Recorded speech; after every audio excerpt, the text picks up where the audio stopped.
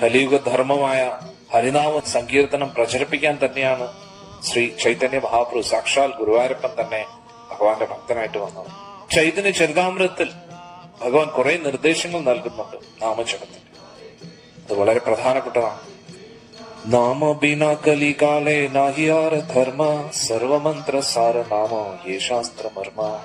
ചൈതന്യ മഹാപ്രഭു പറയുന്നു, കലിയുഗത്തിൽ വേറൊരു ധർമ്മമില്ല. ഭഗവാന്റെ നാമം ജപിക്കുക എന്നത് മാത്രമാണ് ഒരേ ഒരു ധർമ്മം.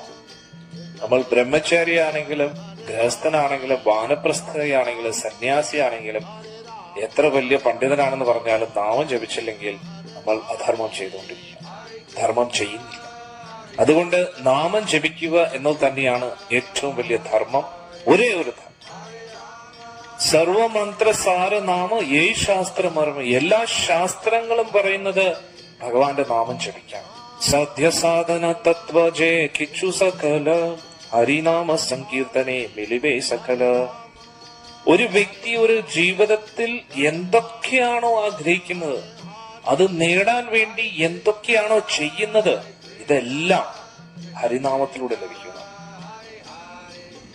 അതായത് ഒരു വ്യക്തിക്ക് ആ വ്യക്തിയുടെ ജീവിതത്തിൽ എന്തൊക്കെ ആഗ്രഹങ്ങളുണ്ടോ, അതിനു വേണ്ടി എന്തൊക്കെ ചെയ്യുന്നുവോ, അതെല്ലാം നേടിയെടുക്കാൻ പറ്റും ഇതിലൂടെ ഭഗവാന്റെ തിരുനാമത്തിൽ. ഇത് ചൈതന്യ മഹാപ്രഭു പറയും. കൃഷ്ണ പ്രേമോദ്ഗമ പ്രേമാമൃതാസ്വാദന കൃഷ്ണപ്രാപ്തി സേവാമൃത സമുദ്രേ മഞ്ജന. നമ്മൾ ഭഗവാൻ കൃഷ്ണന്റെ നാമസങ്കീർത്തനത്തിലൂടെ നമ്മുടെ ഉള്ളിലുള്ള അനർത്ഥങ്ങളൊക്കെ നശിക്കും. അനർത്ഥങ്ങൾ എന്ന് പറഞ്ഞാൽ ഒരർത്ഥമില്ലാത്ത കാര്യങ്ങൾ, നമ്മുടെ ഉള്ളിൽ ആവശ്യമില്ലാത്ത ആഗ്രഹങ്ങളെല്ലാം നമ്മുടെ ഹൃദയത്തിൽ നിന്ന് പോവുകയും ഹൃദയം പരിശുദ്ധമാകുകയും ചെയ്യും. കോടാനുകോടി ജന്മങ്ങളിലൂടെ നമ്മൾ ചെയ്തു കൂട്ടിയ പാപകർമ്മങ്ങൾ നശിക്കാം. വീണ്ടും വീണ്ടും നമ്മുടെ ജനന മരണ പ്രക്രിയയിൽ നിന്ന് നമുക്ക് രക്ഷപ്പെടാൻ കഴിയും. നമ്മുടെ ജീവിതത്തിൽ എല്ലാ ശുഭ നിമിഷങ്ങളെയും കൊണ്ടുവരും. ഒടുവിൽ എന്താവും?